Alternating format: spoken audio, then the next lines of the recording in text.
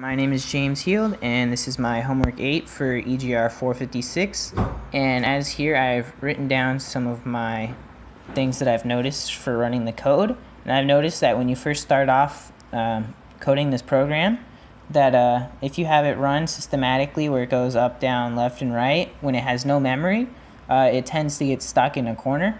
But if you have it run with memory and it's running through those same step procedures of how it will find the blue dot, it tends to not get stuck because the memory, which means it has barriers in the spots that it previously went to, it will no longer go through there, so that's why it's not stuck. For random with no memory, it didn't get stuck because there's no barriers to where it can get trapped, but it took a lot more steps to finish through and finding the blue dot than it did with this procedure with the memory and going through the systematically up, down, and left and right.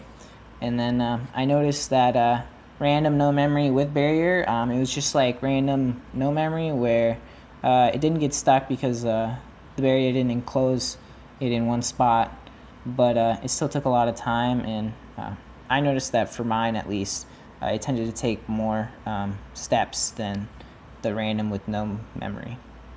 but without the barrier. As for random memory with no barrier, as well as with barrier, it tended to get stuck a lot of times,